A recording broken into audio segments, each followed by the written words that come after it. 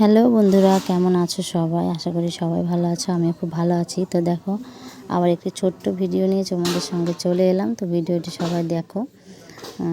তো ওই যে সকালবেলায় উঠে এই যে বিছানার চাদরটা পাল্টে নিলাম। আসলে চাদরটা না ছিঁড়ে গিয়েছে, আর যেহেতু নোংরাও হয়েছে যার জন্য তুলে ফেললাম, আর পাতবো না, কাচবও না। মানে যারা ওই যে নেয় ওদেরকে দিয়ে দেবো। বাড়িতে আসে যে ফেরিওয়ালা, ওরা নেয়। তো দেখো, এবার সকালবেলায় বিছানাটা মানে এই বিছানা চাদরটা পাল্টে নিলাম, নিয়ে যে বিছানাটা গুছিয়ে নিচ্ছি। আর ওই যে মোটা কম্বলটা দেখতে পেলে আগে যেটা ভাঁজ করলাম, ওটা কিন্তু শীতকালে আমি বের করি। তো দেখো, এখনও সেমন কিন্তু শীত পড়েনি, কিন্তু কী বলবো, রাতের দিকে না ভালোই শীত লাগে। তো যার জন্য কম্বলটা আমি দেখো এখনই বের করে ফেলেছি। শীত আসতে এখনও অনেক দেরি, তাও বের করে ফেলেছি। তো দেখো, সকালবেলা বাসি কাজ করে ভেবেছিলাম তোমাদেরকে রান্নাবান্না শেয়ার করব, কিন্তু তা আর হলো না। পুজোটা দিতে বসেছি, ওই মুহূর্তে মেয়ের স্কুল থেকে ফোন করেছে যে এখন স্কুলে আসতে হবে। আসলে ওর নাচে নাম দিয়েছে, তো নাচ প্র্যাকটিস আছে। তো শনিবার বলে আমি স্কুলে পাঠাইনি, তো স্কুল থেকে ফোন করেছে যে না না আসতেই হবে। তো আমি দেখো খাওয়া দাওয়া বাদ দিয়ে এখন সকাল মানে সকাল বলতে 12টা বাজে, তো এখনও পর্যন্ত আমি কিছু খাইনি। ভেবেছিলাম পুজো টুজো দিয়ে কিছু খেয়ে তারপরে রান্না বসাবো, তো তা আর হলো না।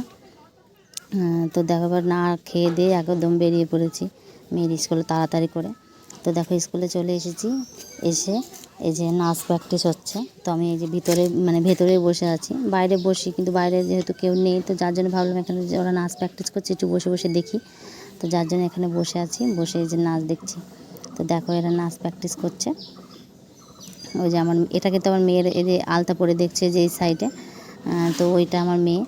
ওদের কিন্তু এই গানের নাচটা কিন্তু ওর নাচ হয়ে গেছে। তো এটা অন্য দলের হচ্ছে আর কি, কিন্তু বাদ বাকি যারা অন্য নাচ করছে তারাও আছে ওখানে, তো ওরা ওদের সাথে নাচছে। তো দেখো, এতজনা কিন্তু না, এবার সবারই মানে নাচতে যেহেতু থাকে প্রতিদিন প্র্যাকটিস করে, ওরাও শিখে গিয়েছে, তো ওরাও ওদের সাথে নাচছে।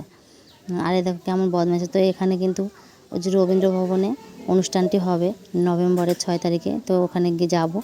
তো তোমাদের সাথে সেই ভিডিওটা শেয়ার করবো। এখনও অনেক দেরি, তো সামনে যেহেতু পুজো ছুটি পড়ে যাবে, তার জন্য এখন বলেছে স্কুলে একদম কামাই করতে না, প্রতিদিন যাতে স্কুলে আসে আর প্র্যাকটিসটা করে।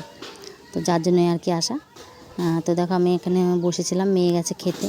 আসলে স্কুলে খাবার দিচ্ছে, তো সেখানে খেতে গিয়েছে। আজকে হচ্ছে খিচুড়ি আর পাঁপড় ভাজা দিচ্ছে স্কুলে।